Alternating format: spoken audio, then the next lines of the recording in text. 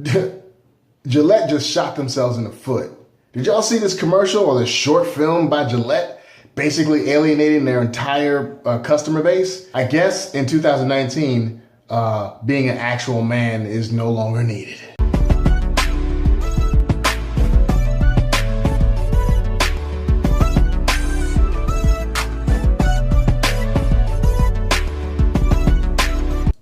What's going on, everybody? It's your boy Quanteezy with the Christocrats and a Red Pill Reality with another video here for you guys, talking about pop culture, news, politics that have to deal with and affect believers and how we should think about these things. So the newest thing that's on slate that we're seeing is Gillette just came out with a short film, if you will, commercial, bashing men, basically. So this is birthed out of the metoo movement. If you haven't seen the commercial, go ahead and go look at it. I'm gonna show a little bit of it here. Bullying. The metoo movement against sexual harassment. Masculinity. Is this the best a man can get? Is it? It's been going on far too long. We can't laugh it off. Who's the daddy? What I actually think she's trying to say. Making the same old excuses. Boys will be boys. Boys will be boys. Boys will be boys. But something finally changed. Allegations regarding sexual assault and sexual... And there will be no going back. Because we believe in the best in men. Men need to hold other men accountable. Smile, sweetie. Come on. To say the right thing. Each other, okay? Okay. Because the boys watching today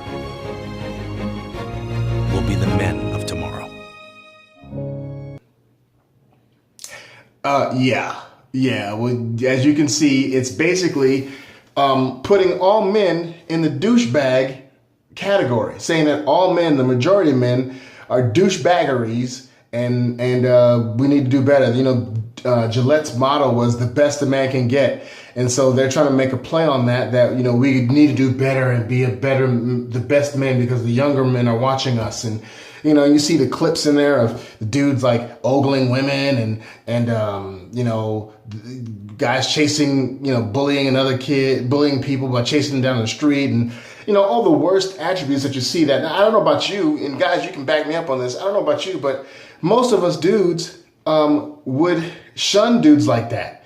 Would shun dudes that were overly sexualized and overly, in your face about being masculine. They would have you believe that everything is toxic. Being a man and having manly qualities is equals to being toxic. They say that if you are a man and if you like man things and you're not, a dude that wears skinny jeans and has a beard and a man bun and apologizes for everything that manhood is, then you are not an ally. Then you're a toxic masculine man. As if masculinity is something bad, as if masculinity hasn't contributed tremendously and pushed society forward in every society that we've been in. You got to have both sides. So check this out. Women, let me ask you a question. Women, is this the kind of society that you want, where men are just like you? Where men are not rough and tumble? Where men don't know how to stand up for what's right?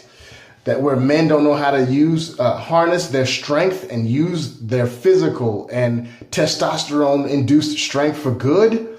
Do you want a world where men are just as emotional as a woman is? You want us to be just like you, but with less hair? Is that what you really want? I don't think that's what you want. Because think about it. Well, I'll just rewind a little bit. The reason why Gillette would make a commercial like this is because they think that eradicating masculinity will bring about some sort of utopia. The left is all about trying to create utopias. The liberals are all about trying to create some utopia, which is impossible when it comes to humanity, mankind. Mankind is evil. Deep down in our hearts, we're mean, we're evil to each other, and there will always be bad guys. And the left thinks if we could just eradicate the wrong kinds of thinking, we can get rid of hate speech, if we can get rid of toxic masculinity, then we'll have a utopian society where everyone is equal, where actually nobody is equal. Is really who they deem to be the best people will be on top then. And we'll have a utopia. But the problem with that is that there's no such thing as utopia. There will always be bad guys. There will always be someone knocking at the door, waiting to tear down your door and take your woman and take your home and kill you and rape and pillage and maraud over you, whether it be physically or whether it be in the office. At home, whatever it is, there's always going to be bad guys. There's always going to be someone that is going to want to do that to us and do that to you. So do you really want to live in a world where there are no good men that are strong, that can stand up to these marauding hordes that are always going to be there? There's always going to be a shooter. There's always going to be someone that's going to try to rob a bank. There's always going to be evil. We cannot eradicate evil. So in order to mitigate against the evil, we have to have strong men that will stand up, men that will fight. I'm afraid that my generation is the last generation that the majority of men, understand this to be a truth. You have a generation underneath me, born in the 80s and the 90s, where they're just like, they have no idea what being masculine is all about. And they've been told over and over again that being masculine is wrong, that it's bad, that it's evil, that to be masculine is of the devil, if they even believe in the devil. I'm here to tell you it is not. Men, push back. You are the best that you can get. Be the best man that you can be, but make sure that you are keeping your testosterone-filled masculinity that is balanced with love and emotion and compassion. But you're ready you're ready to care for a woman and be in touch with your feminine side. But you're also ready to knock a fool out when they come to mess with you in your house. So what they're doing is they're creating a society of men that could not hold their weight, on this history stage against other men in battle, whether it be physical battle or life's battles. Let your boys wrestle. Of course, you don't want them to grow up to be violent, but let them wrestle. Let them trip and fall and scrape their knee. If you like a woman or you like a girl, you think she looks nice, be nice about it, be cordial about it, but you can approach a woman. Boys, young men, if it's time, if you go to pick up a girl from a date, you get out the car and go up to the door. Don't beep the horn and don't text her. You insist on paying for the meal if the woman is worth doing that, or you're trying to see. So y'all check out that commercial. Tell me what you think. What do you think of that Gillette commercial? Where do you think manhood and masculinity plays into our today's society? Is it something that is needed? Or can we just do away with it and everybody be just androgynous and let femininity run the show for good?